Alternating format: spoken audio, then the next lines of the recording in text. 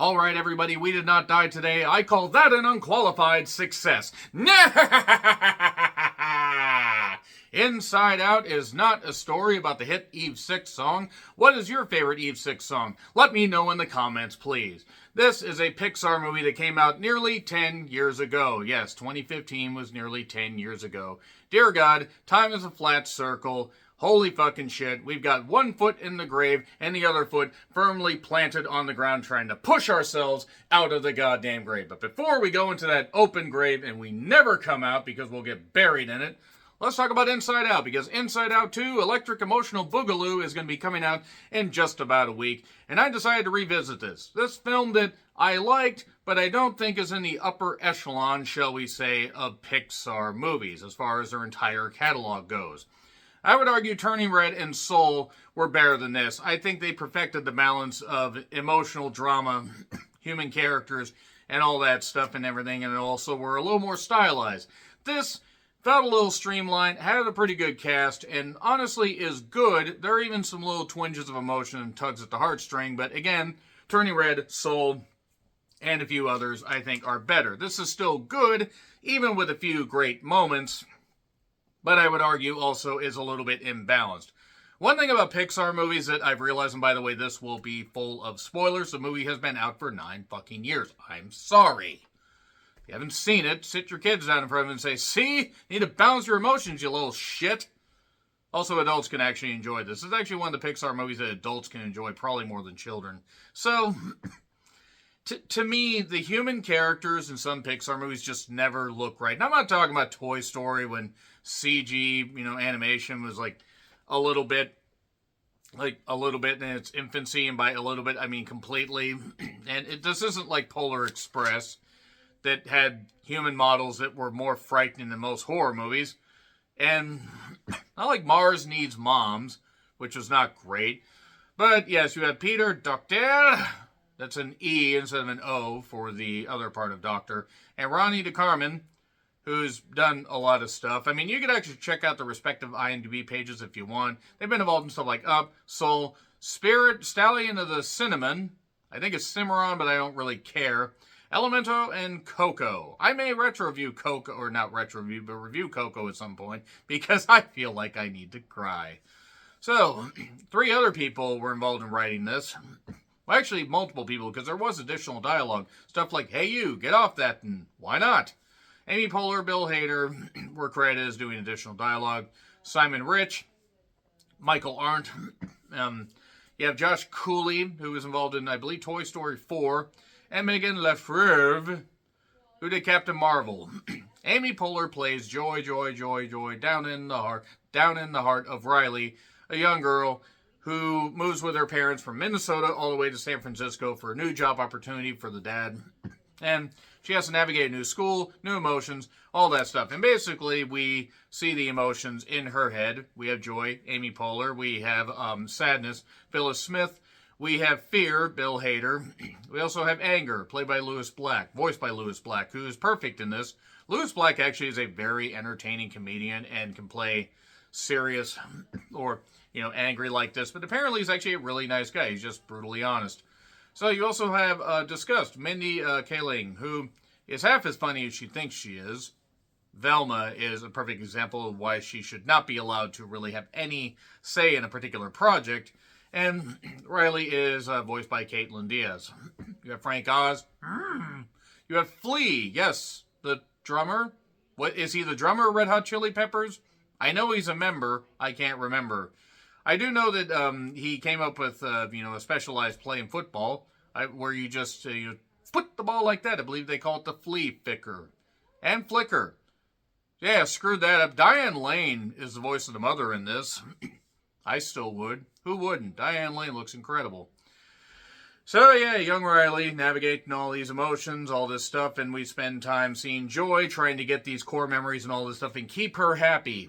Even though the thing about emotions, you need to have a balance of happy, sadness, anger, and figure out how to make them work for you.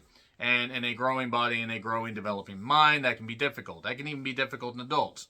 So, this had a $175 million budget, $90.4 million opening. $356.9 million U.S. gross and $858.8 million worldwide gross. So, yeah, a sequel was inevitable. This is highly regarded as one of Pixar's best, and I get why people are saying that. And I did like the opening line. Do you ever look at someone and wonder what's going on inside their head? And that is a theme here. Again, there are nice balance, there's a nice balancing act at times, but there's a lack of stakes in this. Like, you don't feel like anybody necessarily is suffering or anything is really going to, not be worked out in the end. And sure, Turning Red and Soul kind of had the same thing. Soul was a lot sadder than this, though. Like, a lot fucking sadder than... I don't think I can rewatch Soul. That part where they're going through the... almost kind of look like, Mario Ghostland or whatever is, like, just still haunting to me. And some of the, the Pixar tropes are here. The breezy nature of it. The nice, whimsical nature of it as well. But also that relying feeling of a little bit of sadness. Lewis Black was perfect in this. I don't know why I thought that all these memories look like fucking, strings of certain beads that go somewhere. That would be the adult version of Inside Out. What is wrong, Pixar? You are wrong for making me think that. And we get the various emotions, a switchboard where they're trying to figure out this stuff. And then we have the islands of personality, we have hockey, we have goofball, we have honesty, and so on into infinity. But like any, growing mind, things are going to dissolve, things are going to grow, things are going to change. And I did note that when the memories were going down into a particular spot, oh no, it's Memory Plinko. And Bill Hader was great as Fear in this. So we then get we get like a credit line 7 minutes and 30 seconds in. I kind of hate that thing. I'm not saying don't do an intro, but just don't do like the thing where you're going, oh, we're so far into this. I think Influencer, like a horror movie on Shudder, which is really terrific, went like almost 30 minutes into it before we got the credits, and I'm like, the fuck kind of goddamn prologue is that? Great movie though. So. Who puts broccoli on pizza? Who puts pineapple on pizza? Freaks? Actually, if you do, it's fine. I just don't get it. The house is not very cheery at first. Joy is really trying to have, her look on the bright side of life. Do-do, do-do, do-do, do-do, do-do. Always look on the bright side of life. Do-do, do-do. Okay, I'm sorry. There's ice skating memories. She's navigating all these memories. The dad is having, some stress because of his new job. And make sure the sadness stays in this circle because she's trying to control sadness. And trust me, as somebody that has lived with depression, and many people have, and I'm not looking for sympathy, I get it. And that is something that many of us deal with. Help is always out there, and people are there to listen to you, just want to say. So, sadness kind of ends up fucking up things, so to speak. But also, it's on Joy trying to keep things way too happy. They are, then caught outside the headquarters, shall we say, and now they have to find a way to get back in. It's a confusing system that I don't really think that the filmmakers thought all the way through. It seems like you could just take a ladder or take some stairs back up, but nevertheless. So, yeah, the islands start to crumble. Like that Pompeii song from Bastille, I think is the name. And the islands go in the dump. Nothing gets out of the dump. All these memories go in the dump. There's like memory suctioning where they take all the memory anal beads. What the hell is wrong with me? And they end up in the dump. And then there's a guy, Bing Bong, Richard Kind, who is her imaginary friend. Made like cotton candy, has an elephant trunk, makes dolphin noises. And there's a song that him and Riley used to sing that plays into a certain part where him and Joy get out of a particular situation. And yeah, we see how sometimes taking shortcuts aren't a great idea. I did like the part where they go through this room where there's these abstract thoughts and they turn to abstract art and everything. And that was neat. That was actually pretty neat. I did like that right there. Meanwhile, Riley is going through it. Anger, fear, and disgust are the only ones left. Anger comes up with the bright idea that maybe Riley should take some money from her mom's purse, try to go home, and create new core memories, because the core memories are outside, even though Joy is trying to save these core memories. You know, you can hold on to memories, but sometimes they're going to change. Sometimes things are just going to get rough. Sometimes things are going to get better. I did kind of find it funny. There was something called Clown Town.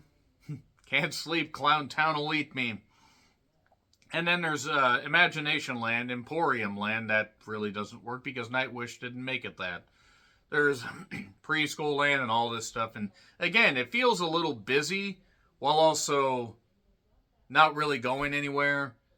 And yeah, imagining emotional changes, that kind of stuff. There's that balance works. I don't know. It just felt like they were trying to throw a few things to really entertain the kiddies without fully fleshing them out.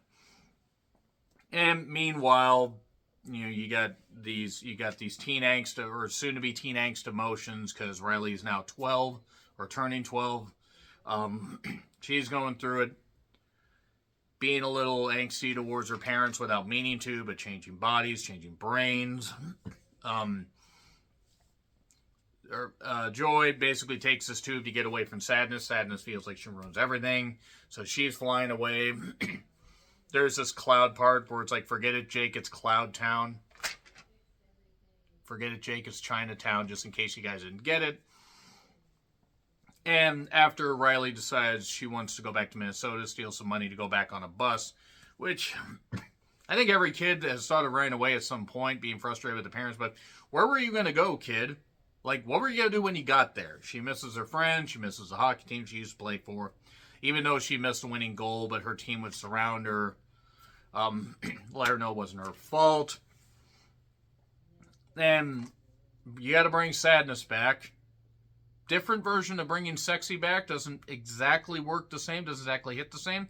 I feel sad watching Justin Timberlake trying to act, but I digress. So, the Imagination Land, there was a portion where an imaginary boyfriend was made up in Riley's head. Then they had to wake her up out of this slumber with all these bad dreams, which was kind of funny. But all these imaginary boyfriends end up at one point getting Human Centipede together. And Joy lands on this trampoline of this last vestige of an island, gets Sadness, and then they go back, and then Sadness has to put her spin on these emotions. Basically to remind Riley, things are going to be okay. They're going to get sad, but they're going to get okay. This is where things might twinge on your emotions a little bit. Your mileage may vary. But basically, Riley's talking to her parents. I just want to go home. Oh, I miss Minnesota too. But they're going to make a new life. They're going to make a good life there. And yeah, there you go. They're balancing. They have a new switchboard. All this stuff's good. She's playing hockey. And she ends up making, a boy ends up being really surprised by her. Like, oh no, the emotions are going on in the boy's head. And there are a couple parts where the emotions are going on in the mom's head. And emotions are going on in Dad's head. And you had to show that other people had that stuff going on. They had the different balances and the different looks with the mustache and everything on anger. And sure, it's at times syrupy sweet, it's times a little bit unbalanced, and a little bit uneven. But it works. It works. It's definitely something that deserves a sequel, not just because of the box office success, but because you can go more places, especially with Riley becoming a teenager. So, pretty good, not great. It was what it was. Let me know your thoughts in the comments. Like, share, subscribe, Twitter handle in the description. Apologies, allergies are a bitch. I'm John Retlin. I'll see you soon.